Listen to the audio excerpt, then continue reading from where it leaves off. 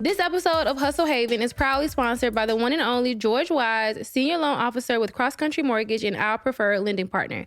Whether you're buying your first home, upgrading to your next, or interested in refinancing, George is your guy. He provides expert advice and personalized service every step of the way. If you're interested in learning more, please look at our show notes for his contact information.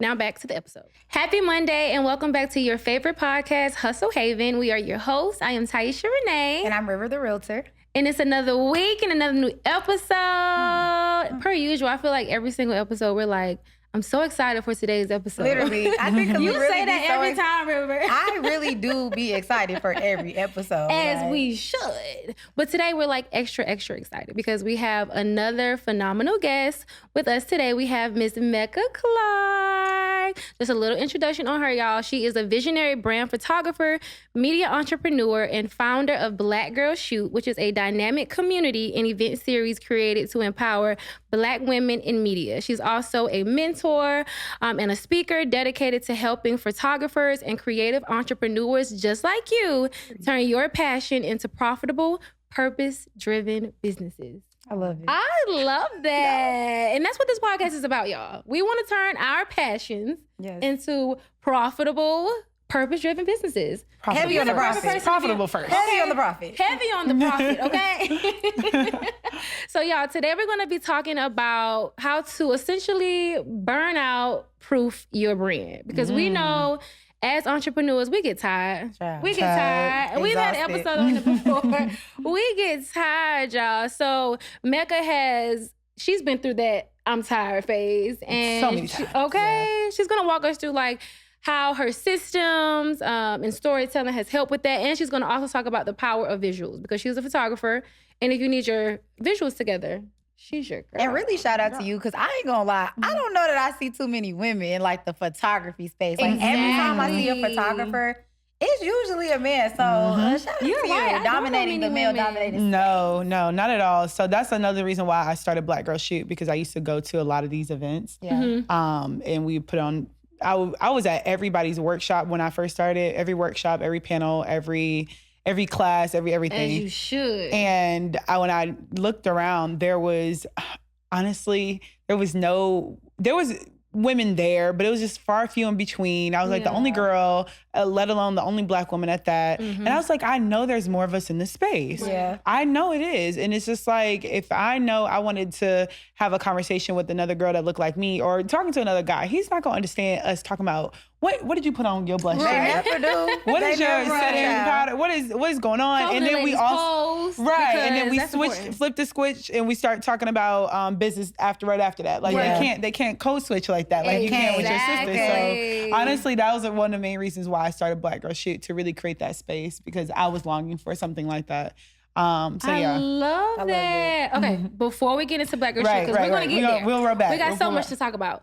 We need to know about you. Right. We want to know. Hey, we want to know the tea. The tea. Give us all the tea on Mecca Clarke and how you got to where you are, from where you started to where you got to where you are. That's a good question. So, I mean, I'm not gonna bore y'all with going all the way back to like how I started all this and my love for cameras. My love for cameras started in like 8th grade, but that's a whole other story. We're gonna jump ahead the timeline. It was in 2019 is when I was going to Georgia State University, and I had I went there. You did? You just it was a little second. I got my master's there though, so shout out to the master's degree. I can't see that. I didn't go. I didn't go. I'll be forgetting. I be saying Jaguar. But no, in 2019, I graduated with my degree in film and media because I had my mind set on going to be a filmmaker. But that was December 2019, and we knew what happened right after that. Oh my God. Corona.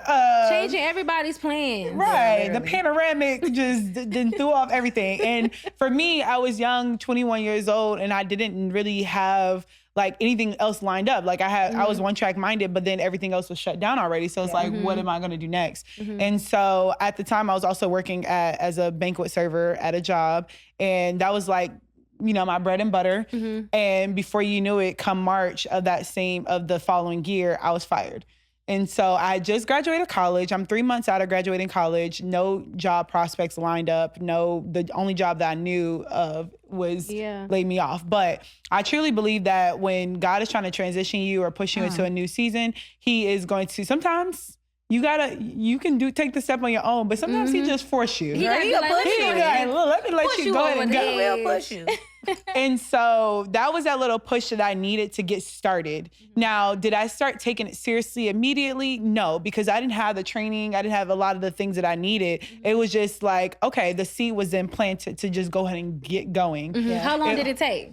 Wow, you didn't I would say until 2021. Okay. I would say I legitimately started. I think there's there's a getting started period, and then there's a decision year, and there's two different things. I don't know if y'all remember those if y'all ever had those moments where it's like, okay, I'm started, but then when you make the decision to actually take it seriously, show up every day, different. It's totally different energy. It's like your idea versus your execution phase. Exactly. Like, I thought about it, it sounds good. And now I'm lingering on it. Exactly. But now I was like, you need to put this into exactly. Okay. So come 2020, it was July. I distinctly remember it was July 2021. And I don't know what light switch went off in my head, but I made a commitment to myself that I was going to show up every single day. And for the next 30 days, I'm going to post my work and I'm going to shoot maybe 3 or 4 times a week to like just get in it. And in that season where I finally made that decision to go all in on my business, I may end up making over $50,000 in less than 5 months of my business.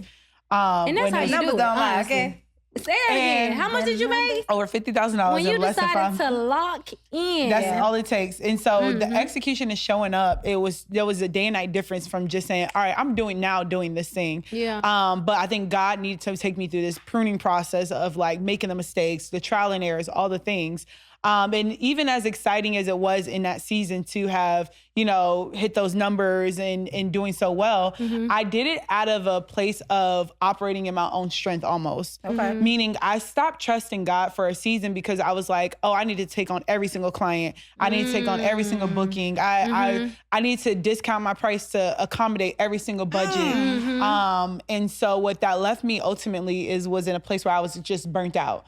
So come December of that same year, I was ready to quit. Like, y'all, I was done. Oh my God. I went to July to December. I was so done. I remember going to Miami for Art Basel that week, that month. What year was this? This 2021, December. I was like, was that when we went for my birthday? No. That might have been the next year. The next year, okay. It was a good time. But I remember going with an ex at the time, and I was just like, yeah, babe, I'm done. I don't want to do this no more. Like, he's like, all right, go ahead and quit. See, this is why another thing is, it's so important. That's why he's an ex, because it's so important to people you have speaking into your life. I wanted to say it, but I don't want to say it too much. No, say it. They always end up back with who. Okay, because you at Art Basel, he should have been like, no, we need to work these right. What do we need to do? What are we doing? Yeah. No, it's like the people you have to be intentional about the people who's speaking into your life, who's speaking life or death into you. And so at the time, he was speaking death into me. And I was like, he was egging on the idea of quitting. And I was just like, you have the wrong person speaking into you. And it's like, they're going to rob you of your purpose. When did you realize that though? It took me like a few months. It took me a few months. That was December, so we talking like. By time June, he was out the door. Okay.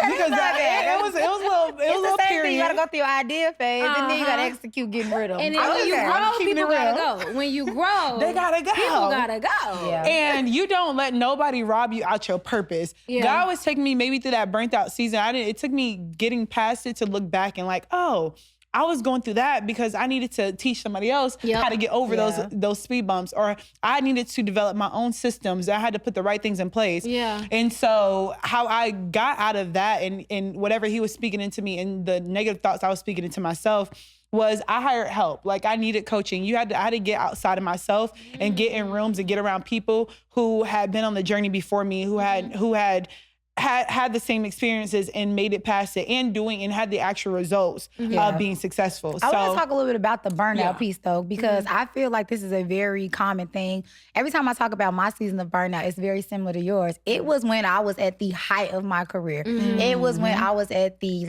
I got 7 closes this month. I got this $1 million list and I got this, I got that. And I'm like really turning up. It was literally the best time of my career, the most money I had ever made and everything, but it ended up making me feel the absolute worst because I wasn't delegating. I wasn't putting stuff in anybody's hands. So I can do it. I can do it. I swear, I don't know what a referral is. You trying to buy a house in Africa? I can get to Africa. Like, that's how I am. Yeah. So it's like, what do you think caused you to actually get into that like burnout phase?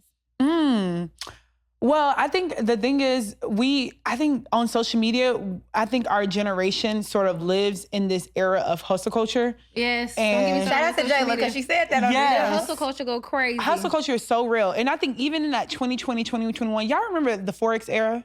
Yes. We was just talking about yes. I haven't seen a Forex in a minute. What they at? But that Forex era was real. I'm not gonna lie, I had a short stint there.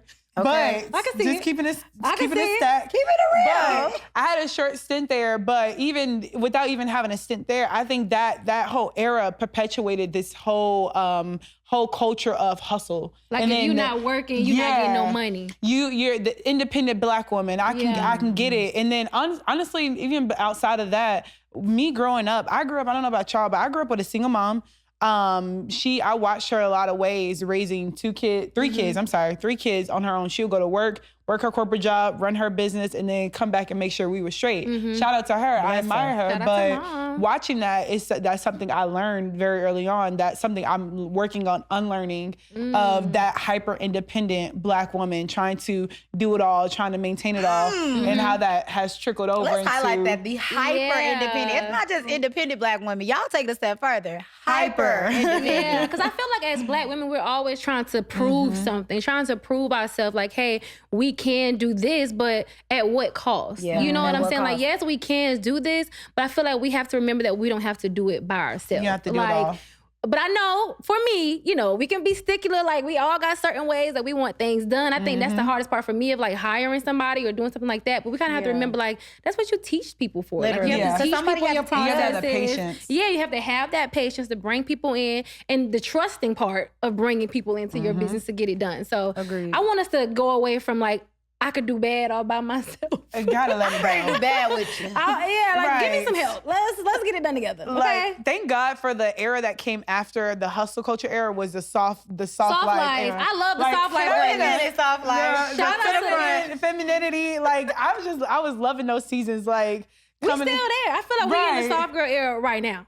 Yes, I feel like so. girls are finding a balance between because you go too soft and it's just like, okay, girl, like get up, stand up, come on, you looking real weak in the knees, girl. But we don't want to be overly masculine and feeling like we need to. I got this, like, baby. When I say this is my daily struggle, I am literally struggling between like being a kitten and being a tiger. Like, I don't know what I want to be sometimes. You gotta find something in the middle. Like, what's that middle point? An ostrich. I don't know. Like, it's just something random. It's just something random. Like, ostrich is insane. But yeah, so just finding that middle ground between, like you said, being soft and allowing yourself to rest. But I think the solution that I found to it was, once again, just always going back and leaning back on my faith. God did not call us to overwork ourselves. He didn't call us to like just be do, because at that point, once again, you're taking the control out of his hands. Right. He's like, I'm in control. I'm ordering your steps. I'm doing this. And the moment we like say relinquish, we say, oh, I got this, I feel like that is what ultimately leads to the burnout because it's just like, you're just trying to do it in your own strength. And as humans, as people, as flesh, we're weak. Right. And so, and leaning into that a little bit, not to get too much in the Bible because I don't know about everybody who's watching, but not only leaning into your own strength, but leaning into God's timing. I think that's something that I'm learning today, like in my Bible scriptures that I'm reading, is you want things to happen when you want it, but is that in God's timing? And while it may not happen when you want it to happen, are you still going to keep faith in God? Are you still going to keep faith in your business? Are you still going to keep faith in those around you that it will happen at some point when the timing is right? So I feel like when we get to rushing, it's like, okay, we set this goal for it to happen by March, but maybe it's not meant to happen until May. It doesn't mean you give up in March because now you're not going to see that fruit, that seed be planted, in May. That reminds me of two different things. One thing I always say that I feel like I live by, that I keep getting slapped in the face with, is man playing, God laughs. Yes. You literally that's your line. Because I am a planner. I am an organized girl. So when I say something needs to be done by 12 o'clock, it needs to be 12. And God be like, oh, 12? Oh, I See got you on Tuesday. I'm like, no. I got you. We're gonna flip this real quick. Exactly. But to your point, I'm learning to like, again, relinquish that control. Because it's a lot of stuff that I don't really have control over. Yeah. And no matter how hard I work or how much I want it, if it's not the right time and if that's not in the plans, it's just literally not gonna happen that way. Yeah. So rather than stressing myself out, it's really kind of understanding that I can only do what I can do. Yeah. And once I've done that, I gotta be okay with where this pivots to when it's done. Exactly. But the second thing it reminds me of, and I think you said this on the podcast before, is that picture when the man is mining for the gold. Oh, yeah. And you mining and mining and mining, and you just stop. And it's right Not there. realizing if you just go further, you're going to hit your destination. So I think timing really is everything. And also understanding that it may not be on your time, but it will be on the right time. The perfect time. Period. Period, ladies. Yeah. God's daughters. We are God's daughters. We about to say, we're about to take y'all to church. Okay, We're about to take y'all to church, because I okay? will go there.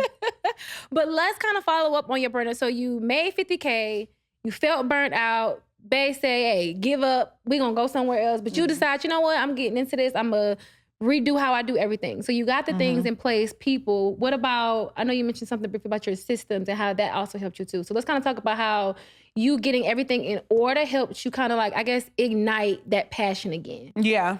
Yeah. So honestly, getting clear on who I was serving. And we hear it all the time. Oh, you need to find a niche. You need to find a niche. Yes. Well, I switched the idea of that and I focused on finding my specialty. I always talk about having your who and your how when I'm working with my students. And so your who is the person that you're serving. So, you know, not to say I only relate to Black women, but it's like being a Black woman, it's like that is, we can talk all day, every day. Right. And I can go on a tangent and I can understand your business. On top of that, I love business. I love everything about marketing and how like positioning yourself as a visual brand, it like what it will do for your numbers and sales and all the other things. So I knew that was my who. And then my how is just my creative style. So I never lost that. I started in fashion and beauty. And so incorporating my like contrasty elements with bold colors and all the things really kind of merged that gap and like really focusing on that. Now the discipline part came in when saying no to things that no longer align with that. And that can be hard. That was extremely hard. But when I locked it, I said I committed for a year. That's all if any like tactical tips. I said, okay, for a year, I'm gonna commit to doing this. Like, that's it, no more, no less.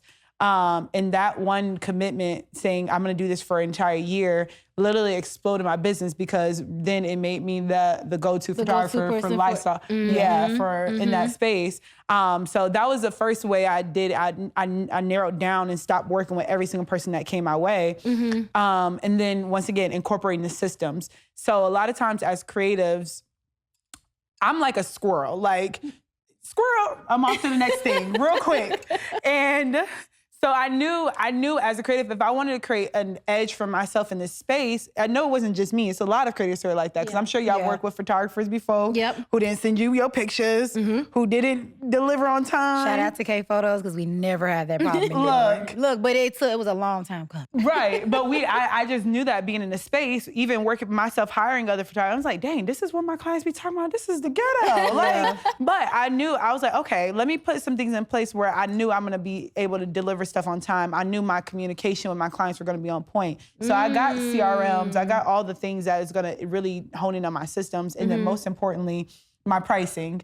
So in order to stop working with every single body, you gotta be willing to say no to things, once again, that do not align, and that could be budget as well. I think it's easy to be like, especially as creatives working in a space, in a freelance space, it's easy to say, okay, you know, money might be a little tight. I'm gonna just take the $200 project, even though my baseline minimum is $500, $800, whatever that is. It's like, no, you don't realize the time. You have to start valuing your time more than you value money and just taking on every single thing. And that was a light switch for me. And when I made that adjustment, it's like, okay, no, the price is the price. And if you can't pay, I'm not the best person for you to work with. And there's just a misalignment there. I want to dive into that really quickly because I think money is one of those things that people are scared to talk about. And it really does match up whether you're in a service-based business, e-commerce, whatever, the budget is the budget. And so I think you mentioned something about worth and timing. I think it's important for people to realize, even though sometimes our industries get slow, when you downplay your skill set or downplay your business or downplay your value just to make an extra dollar, I feel like it really messes up the entire infrastructure of your business. And I feel like we saw that happening a little bit in real estate where people are like, well, I'll take a 1% commission when standard is 3% because this is how I feed my family. But if we start setting that as the standard, hey, this is the price, then that's what people are going to have to pay. So I think we almost do ourselves a disservice when we start tweaking the budget to match what they want, because now everybody's going to be walking around looking for that. Right. Even though that's not the value. The value is way more than what you're paying. Yeah, and I think that speaks to like when you being afraid to charge people, because people, if they want to utilize your services, if they feel like they need that for whatever amount of reason, they're going to pay you what your numbers is. Even if it's not at that time, they may not be able to work with you today. They may not can afford you today, but when they can, that's who they're going to go to. They're going to spin the block and be like, you know what, I actually really want to work with you. I'm in a better space now. Let's get the business done. And listen, when I literally just did a call, I had a consultation call this morning. It was with a previous client of mine. She was working with me when I was like only charging maybe like $200 at the time. And I quoted her a price. I quoted her my current prices, and she's like, I was like, one of my favorite questions to ask, hey, does this align with what you're looking for your project? And she's like, it's a little bit outside my budget. And I was like, well, what is your budget? And so she tells me her budget, and the budget is like significantly lower than what I'm actually Did it match what it is your budget used to be when y'all first worked together? No. Oh, it was under that? No, it was above that. It was above that, but she just wasn't expecting to pay that much. Yeah. And literally, and I quote, she says, you know, it is out of my budget, but I know you do a great job. Your work is amazing. You show up and you're worth it. I'm gonna go ahead and up my budget. Scenario. Okay, I'm taking a page out of this book. I literally just had a scenario just like this, but I was too, honestly, and this is so out of my character, y'all. I was too scared to speak up. Like somebody I worked with before, but okay, that's not the price no more. And I was like, I don't know what to do, and I froze up. Okay, I'm taking little gems here for myself. Take a little page. I just got comfortable because, you know, like now in real estate, things are changing. So now buyers, it's not 100% free. I'm just getting comfortable saying, hey, there's actually a fee here. Yeah. And the buyer's like, oh, okay. I was like, oh, wow, that was... I should have been did this. Like, oh, wow, that was Literally. easy. Like, okay, great. Like, he's like, yeah, I see your work. Like, I know that I want to work with you. I've heard great reviews. Like, let's do it. Like, let's that's do perfectly it. fine. I'm like, I was so... And when I say I was shaking, like, I don't want to tell you got to pay literally. And when you up your value instead of dropping your price, people will start to increase their budget to match the value that you're offering. You never have to lower your standards. Because y'all millennials got some money. And that's what I know. Okay, but you also have to be confident in your services and your business. Like, you can't say, oh, you know, you got to pay. You have to be confident, like, this is my fee. This is what I provide. Yeah. Are you interested in moving But you also forward? got to have some value. Yeah. Because you're not going to upcharge me, and then, like she said, I got to find you for my pictures. Okay, I got to wait 5 days. No, give me my pictures in my 2 turnaround business day, whatever. Exactly. 2 business day turnaround. Thank you. Yes. So how do you think, so once you got your system in place, it got your creativity back, let's talk a little bit about how that kind of moved into you wanting to teach others in the space. I know that you mentioned before, like you used to be in these rooms and not a lot of people were there that look like you. How did you transform that space to create Black Girls Shoot and get more Black women in media, more Black women in photography so that you can kind of give them those gems that you've picked up? Honestly, once again, I really feel like every step of my journey has not been, it's been intentional, but it's not been orchestrated or like by myself. Like, honestly, I always have to give credit back to God no matter what and give him the glory. Because even it was jumped to fast forward on the timeline. It was 2023 when, after, once again, spending years developing the systems, getting my stuff in place and getting my stuff in order first before I even, because people be out here teaching and don't be having the results for themselves. Talk about it. Amen. Just have to put that out there. Yeah, that's true. That's true. But I feel like he needed to mold me first before he could give me the vision. And so, or mold me just a little bit more. And so come 2023, it was like, okay, like I'm in my rhythm, I'm in my groove, I'm making money, I'm booking the clients, I'm doing well. I'm Social doing media good. engagement is Everything's going great. And so in 2023, that's when I finally got the vision where I was like, dang, like I'm sitting here editing, doing all this stuff, but I just feel like I'm just by myself. It's a boys club. It's such a boys club. And don't get me wrong, I can get down with the boys, but it's like, where my girls at? And so I felt alone a little bit. I got to a place where I was like, dang, I really would love some community. And so literally God came to me in a vision. And I'm not one of those people who's like superstitious or is like, oh God, I can hear him, always hear him audibly. That's not always the case. That's not always the case, but I knew it was real. Knew it was from him because once it came to the vision, only thing I did was make a flyer, y'all. Only thing I did was make a flyer. I dropped the flyer, asked some of my photographer friends, hey, would you be interested in being a part of this event? And I dropped the name. And in a matter of 2 hours, we sold out of 150 tickets for Black Girl Shit. And that's how you do it. And I was like, okay, the demand is there. You working with something now. Yeah. Right. And so slowly but surely, we're putting together an event. Everything is literally falling into place, y'all. I had no network. I had no connections in these spaces, but literally from location. Here, you need a location? I got you. Here's your location, all for free. You need food? We got you. We got that covered. You need this? You need that? Everything done. Y'all wouldn't believe we serviced, and I'll show you the video so you can be like, girl, you pull this off with like, we had a budget of like, I think not even $700. Not even that. For 150 people. For 150 people. And if you've seen the video, you would have been like, oh my God, this looks like a production. Well curated, long but that's why I say, like, God had nothing, it had to be nothing but God because he pulled everything and all the elements together and then it's like, okay, now I need you to go do this. And then it was just walking in obedience. And then slowly but surely that turned into the community aspect. And throughout that entire year of 2023, I was like doing, I love my community so much and I felt like I was walking on assignment. Walking in purpose. So I was like, okay, we're gonna do these classes. We're gonna do, I'm gonna teach you guys lighting. And then I realized there was not a need for people to grow creatively. It was like, oh, y'all suck at business. Because I sucked at business at point. So I hate to be so blunt like that, but I just had to say like, okay, we need to work on our business acumen and like, let's get that together because you can be a creative all day, every day. But if you don't know how to attract clients, create visibility, price yourself properly, market systems, all that other stuff. Treat clients. Right. Yeah. None of that matters. And so eventually that turned into, that slowly but surely transitioned to me talking more and more about business. And I started helping my students, getting them results. And then long story short, 2 years, no. Because you just had one. You just had the one for this year, 2025. Yeah. Is it always around that same time frame? Yeah, we're always in spring. Okay. How was that? Oh, it was amazing. You look beautiful. Girl, it was so good.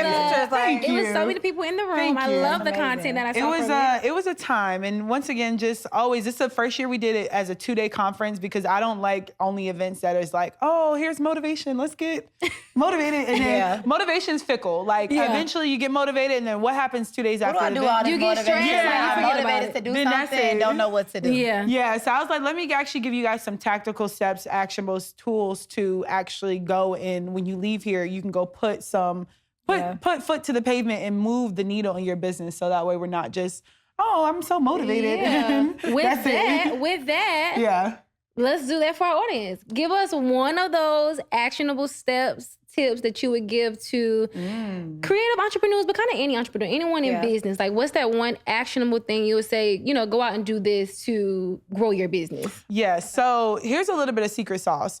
I want a lot of people, when you're actually working on whatever niche you're in, this doesn't even just apply to photographers or people trying to be in the creative space. It applies to anybody.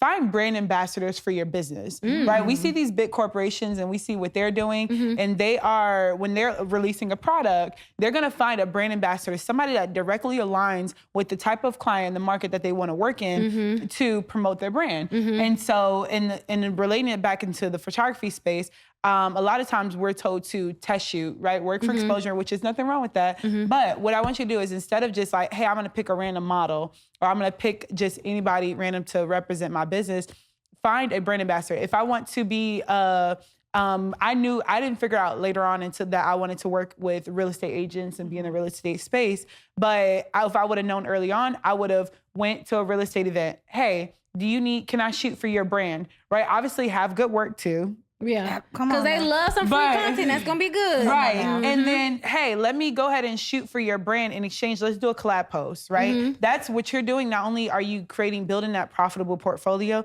but you're also creating visibility for yourself by collaborating with someone else who also already has established platform, vice versa. And for your desired market. Exactly. So that is one of the most immediate ways I can tell anyone who's trying to break into any space is stop looking for models and stop just like, oh, I'm just trying to be the creative. Anybody who's pretty. Yeah. Find And somebody that you can really align with. Exactly. Be intentional. And then the timing is important because if you are paying attention, you look at and you study people. Okay, River has a brand launch coming up soon, and she's launching her next Q3 thing. Reach out to her 2 months prior to Q3 and say, hey, can I do this for you, right? What can I offer you? If you see someone who is in the influencer space and she's pregnant and you want to break into maternity, you know, go and say, hey, can I go ahead and shoot this for you? Here's a concept, and then come with a tangible idea. Come on now. Come with a mood board or something. Like, have a plan. Period. Don't just, hey, I have an idea. Yeah. Okay, we all got ideas. We all got ideas. Right. So that's one of the most tactical things. I think anyone can use that no matter what space you're in. Yeah. If you wanted to break in, find people who are already in that space and build those networks, build that connection. And that's an intentional way other than just passing out a business card, other than just doing like, hey, I'm a photographer. Hey, I'm okay, everybody else is. What kind of value can you offer someone else? How can you serve someone else before you start asking people to pay you for things? And that's what I would say. I love that. Be intentional, guys.